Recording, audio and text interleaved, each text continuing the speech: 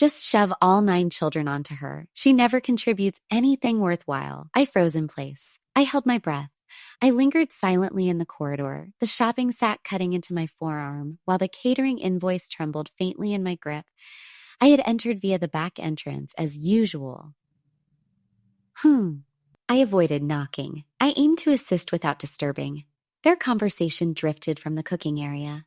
Logan's voice sounded relaxed, nearly entertained. His spouse, Emily, let out a soft chuckle, the sort polite individuals employ when they completely concur yet wish to appear courteous.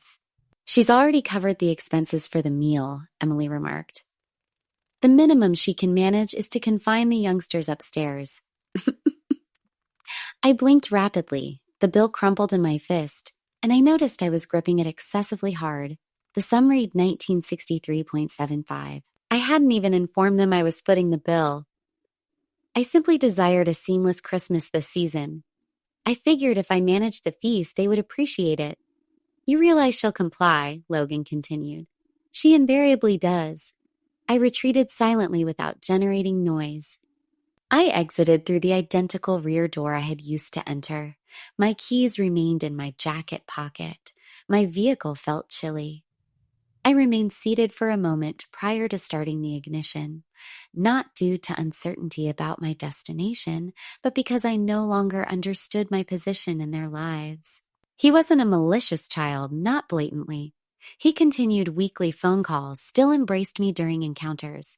Yet gradually, I had ceased being a parent and transformed into the automatic option, the individual who perpetually agreed. The motor hummed into operation. I departed from their property without dispatching a message or leaving a memorandum. If they detected my arrival and departure, they remained silent about it. That evening, I smoothed the invoice flat on my countertop. And for the initial occasion in ages, I questioned myself regarding what I was truly offering and what was ever reciprocated. I reclined in bed that night, with illumination extinguished, the passage faintly lit, and the phrases echoing repeatedly in my mind. Just shove all 9 children onto her, again and again like an unwanted melody. I gazed at the overhead surface, and sometime between late night and dawn, my recollections drifted to every instance I had consented. Logan's partner underwent a minor procedure once. I assumed responsibility for school transports, evening meals, even clothing washing. When Maria, my daughter-in-law's sibling, welcomed her 3rd offspring, I cared for the prior 2 throughout a full weekend since nobody else could manage them. No compensation, no rest, merely demands disguised as familial principles. My junior son Dylan relocated to Oregon 6 years prior. He differs more reserved, cautious in his requests of me, yet he resides distant. And Logan remained nearby, which progressively equated to accessible and ultimately accountable for all matters. It advanced incrementally, assisting with celebrations, then festivities, then childcare, merely temporarily until their return. It never ceased. This year, I had been assured respite. Logan stated it post-Thanksgiving, positioned in my cooking space, rummaging through remaining berry sauce. "You've contributed sufficiently, Mother. We'll manage Christmas this year. Simply arrive and unwind." I trusted him. The subsequent week, I advance paid for professional dining services. It was intended as my present. I withheld the information. I merely believed it could alleviate the burden for all, simplify matters, allow genuine enjoyment in our gathering. That term I repeatedly pondered, gathering. Yet that careless, abrupt statement severed it entirely. I wasn't welcome to Christmas for relaxation. I was anticipated to finance it, provision it, and then absent myself while they rejoiced below. At 3 a.m., I rose and compiled a roster on the reverse of an aged bill. Every anim I had entertained, every task I had undertaken, every commission I had executed. Adjacent to it, I allocated an empty area labeled Received. I examined the document the following dawn, the dual irregular columns persisting on the dining service. Contributed, extended, lengthy, and disordered. Received stayed pristine. I considered perhaps I was trivial. Maybe I had misinterpreted Logan's remark. But the longer I dwelled upon it, the more ancient recollections aligned, not solely in my thoughts, but in my torso. Previous Thanksgiving, the residence overflowed. I arrived prematurely to aid preparation, remained tardily to sanitize. That evening, Logan's spouse's parents occupied the visitor chamber, and I received the convertible couch in the lower level. No cushion, no bedding, merely a coverlet suspended over the support. Emily had uttered, "Oh, darn. We intended to arrange better for you." And that concluded it. Maternal day arrived and departed sans communication. Not even a message from either offspring. I perched on the veranda for extended periods with my device on the surface, attempting to persuade myself it stemmed from differing zones or occupied agendas. Dylan communicated the subsequent day. Logan failed to communicate whatsoever. And Emily's. I pressed his garment that morning, affixed the bow on the focal decorations. Yet when the images emerged, I appeared in none. Not the kin portraits, not the dessert division, merely a few indistinct, spontaneous captures from the rear of the venue. Upon inquiry, Logan replied, "Oh, you likely exited momentarily." The imager was hurried. I had exited to remove spilled beverage from the surface while others assembled for official captures. This year was meant to differ. Logan had affirmed it personally. "You'll relax this occasion, mother." We have it managed. And I yearned intensely to trust him. I did trust him. I glanced downward at the document anew. Received remained vacant. I grasped the writing tool and inscribed a solitary line. Then I flipped the sheet and initiated a fresh roster. Merely dual headings, what they presume and what I genuinely desire. On the left, what they presume. On the right, what I genuinely desire. They presume I object not to childcare. They presume I require no repose. They presume my hours are perpetually free. They presume I'll finance since I possess means. And on the right, I ultimately inscribed what I had never vocalized. I desire invitation, not allocation. I desire participation, not orchestration. I desire seating at the board, not servicing it. I desire recognition as an individual, not a utility. I examined the roster extensively. Then I reverted pages and observed a notation I had jotted in September. Mean telephoned inquired once more if I'd contemplate visiting the estate this year. I had penned a swift reply beneath. Cannot. Kin prioritizes. Kin prioritizes. I perused that phrase twice, then thrice. 9 had rung amid a weekend when Maria had deposited her offspring unexpectedly again. Nan had chuckled and stated, "Visit the arid lands for Christmas, Irene. We'll consume vino by the blaze and permit the juniors to labor exceptionally." I had grinned then and informed her I was committed. But now I retrieved my device, located her entry and contacts, and paused my digit over the dial icon as sunlight traversed my flooring. The subsequent dawn, I contacted the dining service provider. The attendant recognized my identity immediately. "Oh, Mrs. Marlowe, the arrangement for the 25th encountered an issue." Her tone was cautious, refined. I informed her I required complete cancellation. A hesitation ensued, accompanied by typing sounds. "We can issue a fractional reimbursement," she explained. "You'll obtain approximately $1040 following the advance." I expressed gratitude and disconnected prior to reconsideration. It sensed odd, somewhat buoyant, akin to releasing a clenched hand I hadn't acknowledged was rigid for decades. Subsequently, I positioned myself at my dining surface and extracted a solitary sheet. The phrases flowed rapidly. "Nobody else determines your value." I creased the sheet, inserted it into a wrapper, inscribed my personal location, and deposited it into outbound correspondence. A memorandum from myself to myself, evidence that I was ultimately attentive.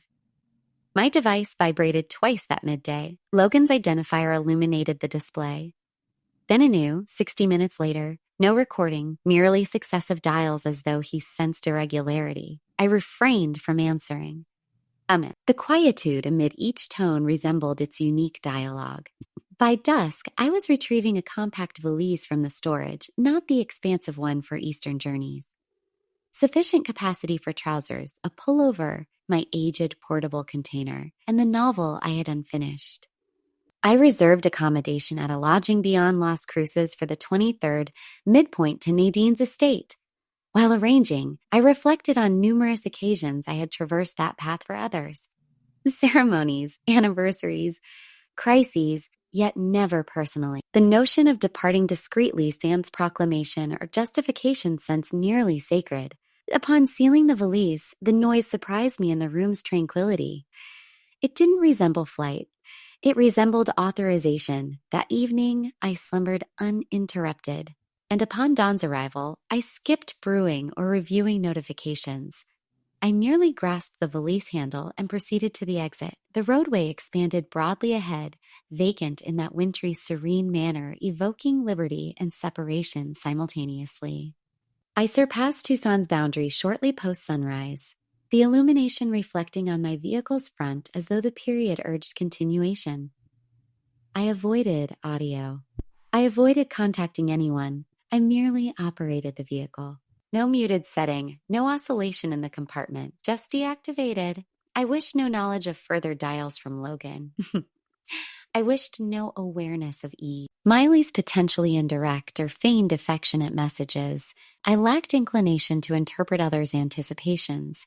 I sought serenity. For an extended segment, I contemplated nothing. Then, as terrain stabilized into prolonged, even expanses of beige and crimson, a recollection emerged. Logan at 8, bearing a cracked cup into my sleeping area on a rest day morning.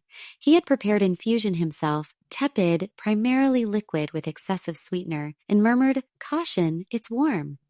He had beamed with pride. I recalled thanking him, drawing him beneath the cover adjacent, allowing him to doze anew against my flank.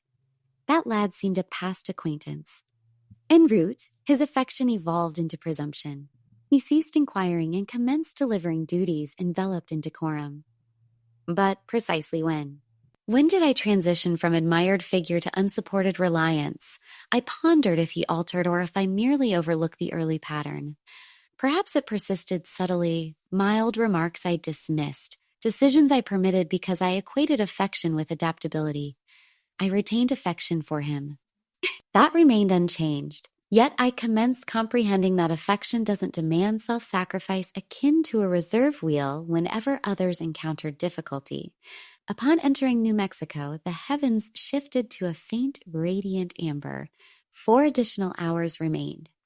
Neen had messaged the lodge location prior evening. I required no guidance now. I merely needed arrival. We positioned on Neen's veranda, sunlight heating the planks beneath our soles.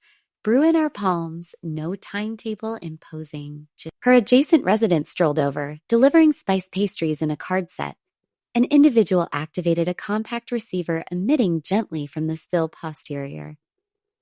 It lacked Christmas Eve sensation in conventional terms. No haste, no coordinated attire, no youngsters obstructing.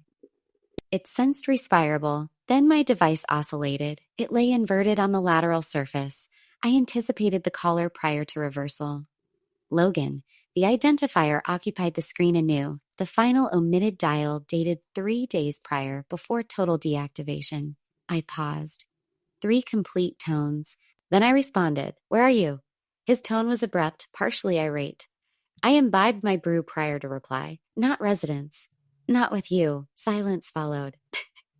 "I comprehend the scheme," I stated. "I positioned in the passage when you instructed Emily to shove the youngsters onto me." I absorbed every term. He initiated defense, justification, yet I persisted. "You failed inquiry. You excluded me. You designated me akin to furnishings. You organized Christmas sans me, recalling my existence solely for financing and execution." Another hesitation, then subdued. "You're attending still, correct?" "Merely disturbed. No, Logan. I'm absent. I terminated the service. The provisions, present's entirety, I withheld, but I funded it, now reclaimed." "Mother, you're theatrical." "I'm truthful. Distinction exists. Background noise is audible. Emily, perhaps Maria." Inquiry, "Is she en route?" "No," I declared, not to them, not him, but to the notion I'd appear as anticipated and new. "I'm not." Then I concluded the communication, deactivated the device, positioned it beside my vessel. Neen inquired nothing.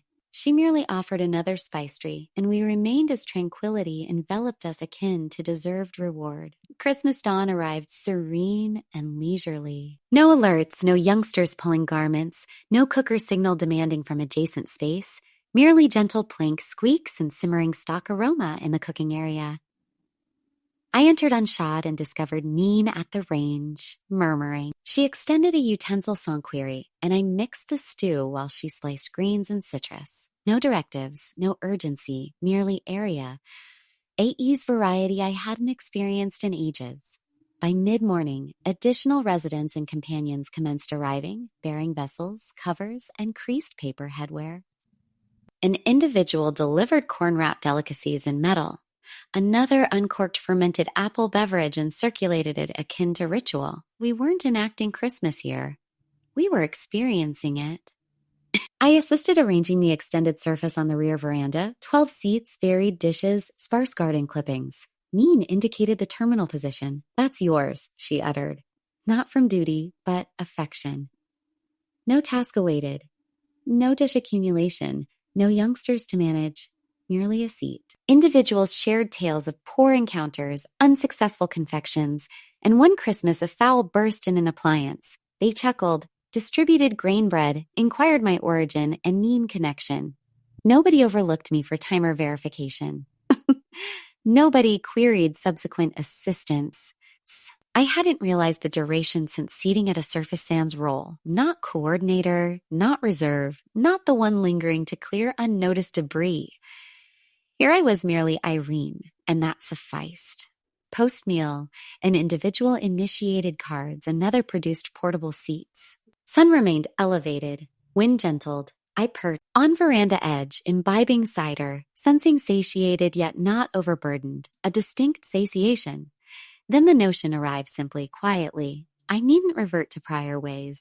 It was the 29th morning when they arrived. I had been sorting washed items, creasing deliberately, allowing quietude to resettle. The rap was firm, rapid, purposeful, not courteous, not hesitant. I anticipated the visitors. Logan led mandible firm. Emily posterior, limbs folded, adjacent Maria, face constricted akin to retaining prepared phrases. I uttered nothing. I merely shifted and permitted entry. They avoided permission request. You humiliated us. Emily initiated sans greeting. The provisions failed arrival. Inquiries arose. Maria added, aware of our efforts. Rick and I visited triple outlets. You destroyed Christmas. Logan appended akin to fact, not view. I positioned near the ledge, limbs on border. I awaited. Permitted phrases accumulate akin to damp attire. When quietude permitted, I spoke softly. I destroyed nothing. I merely exited an unconsented role. Logan blinked. What signifies that? It signifies I'm not personnel. Not unpaid caretaker, unseen preparer, silent rectifier. I'm your parent, not subordinate. Maria sneered. Thus you penalize all due to fatigue. No, I replied, gazing directly. I selected non-exploitation, not penalty, safeguard. Silence ensued. Emily appeared awaiting retreat. Logan seemed bewildered, akin to familiar loss. Maria persisted negation akin to irrationality. I advanced to entrance and unlatched. If apology sought, none forthcoming. They paused, perhaps expecting reversal. I refrained. They exited. I sealed slowly sans force secured with soft snap. Then faced window, permitted tranquility return. 2 months elapsed. Festivities concluded modestly. January passed akin to gentle inhalation. I dispatched no annual greeting. None received. Most rest days now, I stroll to community archive. A reading corner by Southwest Pane captures optimal afternoon illumination. I carry insulated brew in recent selection. Occasionally complete. Occasionally merely reside. Permitting quietude envelop akin to gentle cover nobody pulls.